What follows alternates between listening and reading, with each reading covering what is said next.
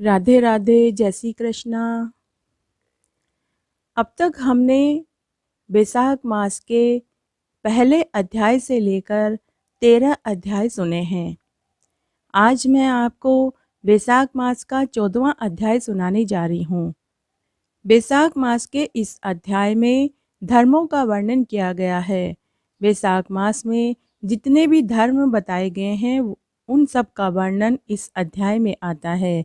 आइए अब हम बैसाख मास के 14वें अध्याय को सुनते हैं।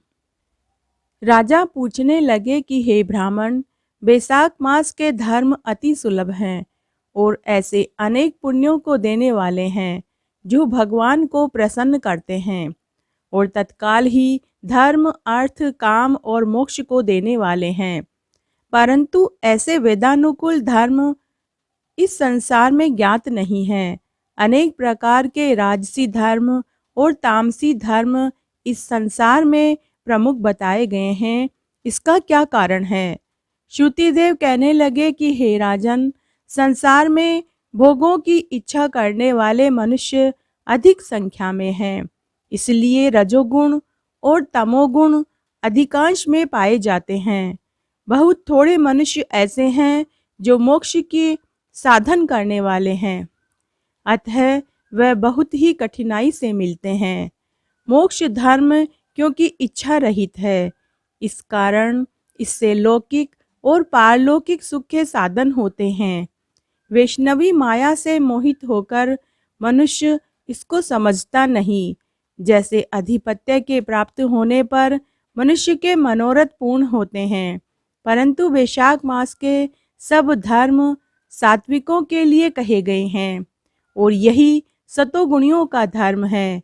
इस पर एक पुरातन इतिहास कहता हूँ।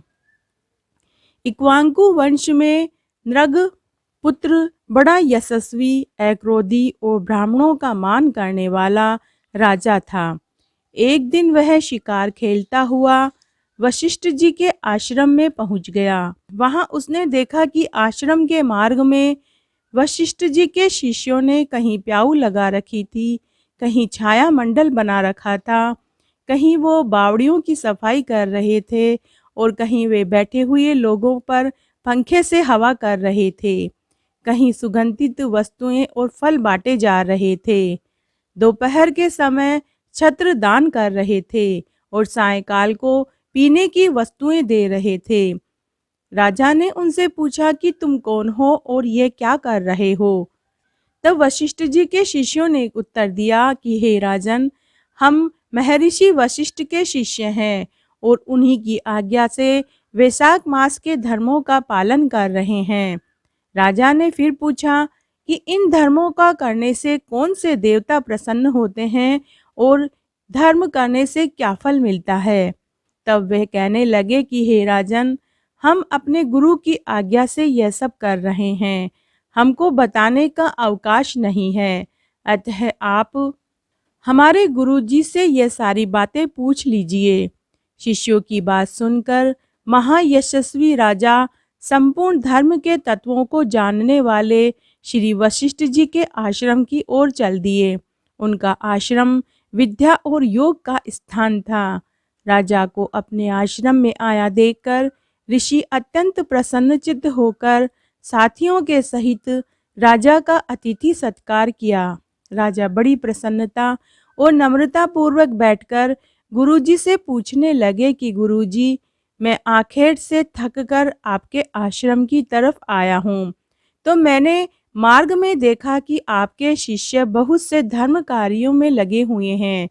इसलिए हे महाराज, मेरे मन में बड़ी उत्कंठा उत्पन्न हो रही है कि यह सब धर्म के कार्य करने से क्या फल मिलता है और इससे कौन से देवता प्रसन्न होते हैं।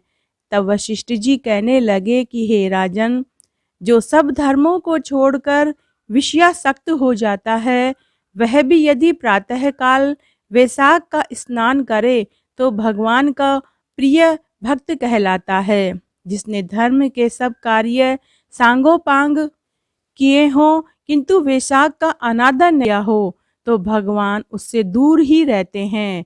जिसने वैशाख मास में बिना दान, तथा बिना स्नान के खो दिया, वह इस कर्म से चांडाल योनि में जन्म लेता है। वैशाख मास में जिसने विधिवत भगवान की आराधना करी हो, उससे भगवान उससे अत्यंत प्रसन्न होते हैं और उसकी सभी मनोकामनाएं पूरी करते हैं। जो भक्ति और श्रद्धा से भगवान का थोड़ा सा भी पूजन वैशाख मास में कर लेता है, भगवान उससे प्रसन्न हो जाते हैं। और वैशाख मास के धर्म अति सुगम हैं तथा भगवान को प्रसन्न करने के लिए इसमें श्रम भी थोड़ा और व्यय भी अधिक नहीं करना पड़ता। इसलिए जो वैशाख के धर्मों को नहीं करता, वह अवश्य में दंडनीय होता है, पाप का भागी होता है।